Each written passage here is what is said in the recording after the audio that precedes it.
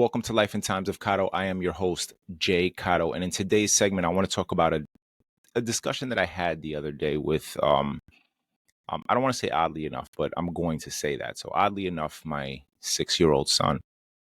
And here's why that's kind of important, because you do learn things from children a lot more than you think.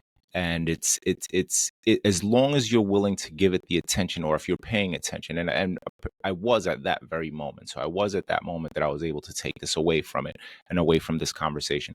But in any event, it was something that I learned from my 6-year-old son. And that day, in that particular moment, he got in trouble, and he was doing some mischief, as most children do, and he got in trouble, got reprimanded, got yelled at or whatever it is, and he was sad and crying. That's the regular things that children do. And as he was crying, I noticed, he was crying, and went away, did his thing, through his little, he didn't have a tantrum, but he just was upset. Now, within minutes of that, he came back, and he was normal, giving daddy a hug and a kiss, giving his siblings, and my wife hugs and kisses. Now, with that observation, I realized that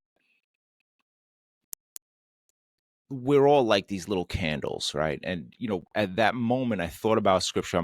I've read before. I've read and I've studied, although I've studied on my own. So I don't know all things. I don't pretend to know all things, but I did learn. And so I read this scripture, and what I walked away with at that moment. So there's a scripture in Matthew. I don't remember the whole, and I had to look this up to remember it, because I did remember the statement. But there's a scripture in Matthew, or a parable, where they talk about a candle. Like, nobody puts a light, or not a candle, a light. Nobody puts a light under a bowl or a basket, right? They put it on a pedestal for the world to see. And the correlation I'm going to make with that, and here's why sometimes, every so often, if you're paying attention to your children, they'll teach you a lot. Like I said, in this instance, he was crying, and he was upset, and but within minutes, he came back and started giving hugs and kisses and things like that. And his light was bright. It was there again. It was for the world to see. Whatever occurred, but he was back to normal, and his light was shining. Now, what I took away from that is just, we're all like these little candles. We're all like these little lights in the world, right? And we start as children. We burn so bright. As children. The world is just a great big place where it's just endless possibilities. But the world, over time, when you get older, starts to dim that light. So it starts to become that bowl that's being placed over you. And when I started to really think about it, it was just like, what? We cannot allow the world to dim our light. We all have these moments of light that are significant to one another, to the world. And we need to make sure that we are not put under a bowl. We need to make sure that we stand on that pedestal at that moment and just shine bright. No matter what your situation is at that moment, do not allow yourself to be put under that bowl. Because if a child can be upset and then within minutes be back to shining as bright as he could possibly be, then we as adults can do that. We as adults can let that moment pass and shine again.